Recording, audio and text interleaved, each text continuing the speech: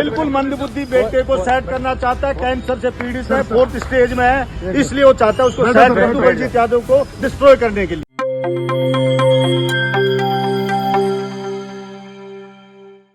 प्यारे दोस्तों, सादर अभिवादन। मैं हूं महेश कुमार वैद्य और आप देख रहे हैं एनजेपी हरियाणा।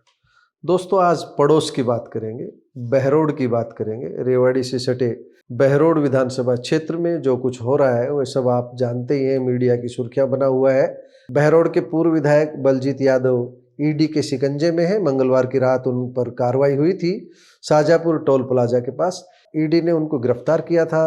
कल 4 फरवरी को जयपुर में उन्हें अदालत में पेश किया गया। उन्हें 3 दिन के रिमांड पर सौंपा गया है। उनकी पूरी कहानी हम आपको बताएंगे, कैसे क्या हुआ, कब हुआ और क्यों हुआ। पूरी कहानी आपको विस्तार से बताएंगे। जिस तरह की भाषा का इस्तेमाल बलजीत यादव करते रहे हैं वह किसी भी स्तर पर स्वीकार नहीं की जा सकती। उस तरह की भाषा को लोकतंत्र में अस्वीकार किया जाएगा और हम भी उसको अस्वीकार्य मानते हैं। दोस्तों, बलजीत यादव दिलेर हो सकते हैं, दबंग हो सकते हैं। दिलेर होना, दबंग होना बिल्कुल अलग बात है और गुंडे मवाली जैसी भाषा बोलना बिल्कुल अलग बात है। यहाँ तक कि उनकी भाषा को लेकर के जब प्रतिक्रिया की नौबत आई तो कई बार भाजपा के विधायक, उनके प्रतिद्वंद्वी डॉक्टर जसवंत यादव भी अपनी भाषा का स्तर गिराते रहे हैं।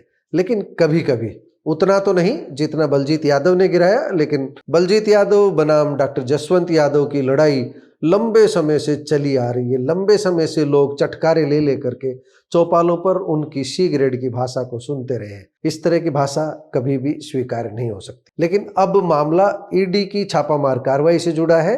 तो ईडी की छापामार कार्रवाई क्यों हुई, कैसे हुई, कब हुई, इस पर हम चर्चा करेंगे। दोस्तों, मामला 3 फरवरी मंगलवार रात लगभग 8 बजे का है। बलजीत को ईडी यानी प्रवर्तन निदेशालय की टीम ने मंगलवार की रात दिल्ली जयपुर हाईवे पर शाहजहाँपुर टोल प्लाजा के पास से हिरासत में लिया। इसके बाद उन्हें कुछ देर के लिए पूछताछ के लिए वहीं निकट के टोल प्लाजा के पास ले जाया गया। ईडी की टीम 4-5 गाड़ियों में आई थी, उसमें सीआरपीएफ के जवान भी थे। दिल्ली की ओर से बलजीत यादव की गाड़ी आ रही थी, उनकी गाड़ी को रुकवाया गया टोल प्लाजा पर और मीडिया रिपोर्ट्स के अनुसार उन्हें टोल प्लाजा के एक ऑफिस में भी कुछ देर के लिए ले जाया गया। वहां पर उनसे कुछ दस्तावेजों पर हस्ताक्षर करवाए गए। इसके बाद बलजीत को अपनी ही गाड़ी में बैठाकर जयपुर रवाना हो गई ईडी की टीम और जयपुर में कल यानी कि 4 फरवरी को उन्हें प्रवर्तन निदेशालय की ओर से अदालत में पेश किया गया। अदालत में क्या कुछ हुआ ये हम बता देंगे, लेकिन पहले हम ये बता दें कि बलजीत यादव के खिलाफ मामला क्या है। दोस्तों, बलजीत यादव के खिलाफ बड़ा आरोप यह है कि जब वह विधायक थे तो एमएलए फंड से खेल सामग्री खरीदी गई, खेल सामग्री के वितरण में बड़ा घोटाला किया गया। ये आरोप है। हम उनको ना क्लीन चिट दे रहे हैं ना उनको दोषी ठहरा रहे हैं, क्योंकि ये तो मामला अदालत का है। उन पर आरोप है बलजीत यादव पर कि विधायक का जो उनका कार्यकाल था 2018 से 2023 का, उसमें जो बहरोड के सरकारी स्कूलों में क्रिकेट की किट और स्पोर्ट्स सामग्री और खेल उपकरण जो भिजवाए गए, उनमें भारी अनियमितताएं की गई।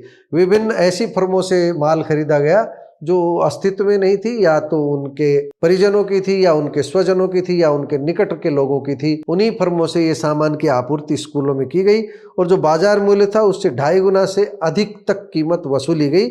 यानी कि जो एमएलए निधि से पैसा दिया गया उसमें अपनों को लाभ पहुंचाया गया या हो सकता है खुद भी लाभ पहुंचाया गया, ये जांच का विषय। घोटाले की जो कुल रकम बताई गई वो 3.72 करोड़ रुपए से अधिक बताई गई। ईडी को इस छोटी सी रकम के लिए फुर्सत मिल गई, यह भी बहुत बड़ी बात है। निश्चित रूप से इसके पीछे कहीं न कहीं राजनीतिक गणित होगा, क्योंकि डॉक्टर जसवंत हो या बाबा बालकनाथ हो, जो बहरोड के पूर्व विधायक बलजीत यादव की जो बोली है, जो बलजीत यादव की भाषा है, उसने सभी को इंजेक्शन लगाए हुए, सभी को परेशान किया हुआ है। तो हो सकता है दाव लगा हो तो बलजीत यादव के खिलाफ डॉक्टर जसवंत यादव, बाबा बालकनाथ, उन्होंने भी ये अपनी तरफ से कहीं न कहीं सत्ता के शिखर तक ये बात पहुंचाई हो और हो सकता है ताकतवर केंद्रीय मंत्री भूपेंद्र यादव तक भी ये बात पहुंची हो और कहीं न कहीं सत्ता के दरवाजों से रास्ता बना करके ईडी की कार्रवाई यहाँ तक पहुंची, बहरोड तक पहुंची, ऐसा लोगों का मानना है। दोस्तों, हम आपको यह भी बता दें कि पहले एसीबी ने इस मामले में कार्रवाई की थी, यानी एंटी करप्शन ब्यूरो ने जो कार्रवाई की थी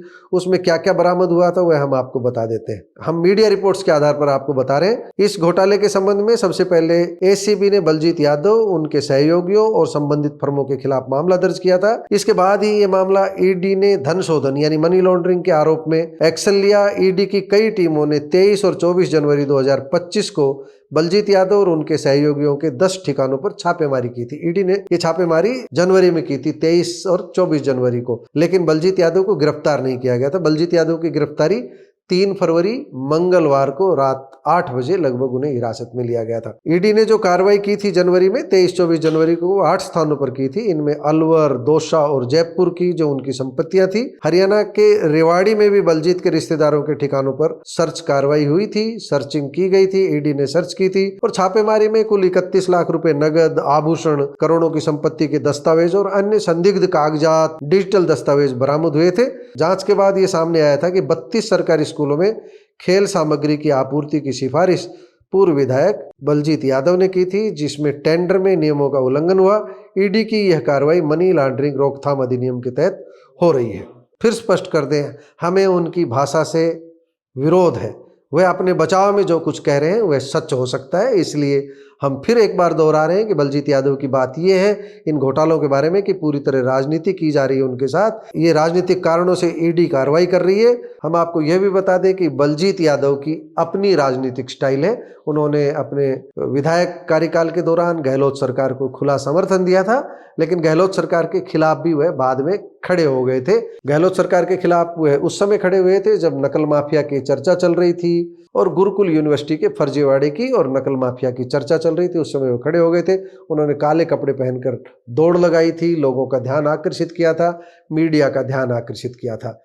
कुछ दिन पहले उन्होंने तब चर्चा बटोरी थी जब उन्होंने कहा था कि भ्रष्टाचार पकड़वाइए, 51,000 रुपए इनाम उनसे ले जाइए, वह भ्रष्टाचार करने वालों के खिलाफ कार्रवाई करेंगे। लेकिन किसे पता था कि पूर्व विधायक बलजीत यादव खुद ही भ्रष्टाचार के मामले में ईडी के शिकंजे में फंस जाएंगे।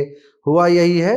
एक बार आपको हम कुछ वीडियो सुनवाते हैं, वीडियो दिखवाते हैं, जिससे आपको ये पता लग जाएगा कि बलजीत यादव किस तरह की भाषा बोलते रहे, किस तरह की कार्रवाई हुई है बलजीत यादव के खिलाफ। बिल्कुल मंदबुद्धि बेटे को सेट करना चाहता है, कैंसर से पीड़ित है, 4th स्टेज में है, इसलिए वो चाहता है उसको सेट कर दूं, बलजीत यादव को डिस्ट्रॉय करने के लिए। दोस्तों, बलजीत यादव के मामले में 4 फरवरी को जो ताजा अपडेट आया है वह राजस्थान पत्रिका ने भी प्रकाशित किया है, सोशल मीडिया पर भी चल रहा है। वह आपको एक बार हम पढ़कर सुना देते हैं। राजस्थान पत्रिका मेरे पास ही है। तो राजस्थान पत्रिका में ये बताया गया है कि खेल सामग्री का जो घोटाला हुआ है उसको लेकर के ईडी ने उन्हें जयपुर की कोर्ट में पेश किया और 3 दिन के रिमांड पर उनको दे दिया है, जैसा हमने पहले ही बता दिया है। इसमें बड़ी बात यह डॉक्टर जसवंत यादव का भी बयान छपा है। डॉक्टर जसवंत यादव का ये बयान छपा है कि उनकी गिरफ्तारी बहुत पहले ही हो जानी चाहिए थी। उनका ये बयान वायरल भी हो रहा है। और हम आपको ये भी बता दें कि 4 फरवरी को जब बलजीत यादव को अदालत में पेश किया गया तो जयपुर कोर्ट के बाहर बड़ी संख्या में उनके समर्थक जुटे और उनके पक्ष में जमकर नारेबाजी की। बहरोड क्षेत्र में भी दिन भर ये मामला पूरी तरह चर्चा का विषय बना रहा और बलजीत ने खुद भी कोर्ट परिसर में मीडिया से बातचीत की, सीधे तौर पर कहा कि ये राजनीतिक साजिश है, उन्हें फंसाया जा रहा है। बहरोड के वर्तमान विधायक डॉक्टर जसवंत यादव पर एक बार फिर उन्होंने गंभीर आरोप लगाए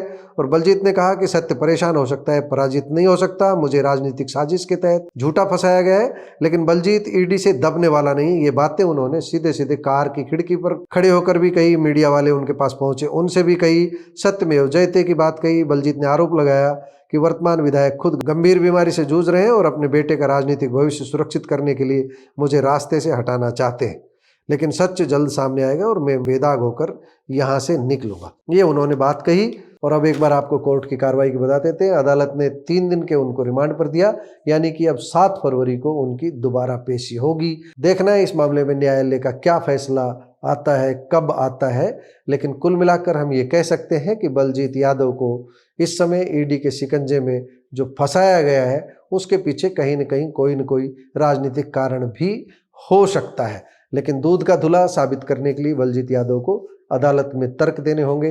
तर्क के आधार पर ही अदालत में तय होगा कि बलजीत यादव दोषी है या निर्दोष है। दोस्तों, आपको ये रिपोर्ट कैसी लगी कमेंट बॉक्स में जाकर बताइएगा जरूर। नमस्कार, धन्यवाद।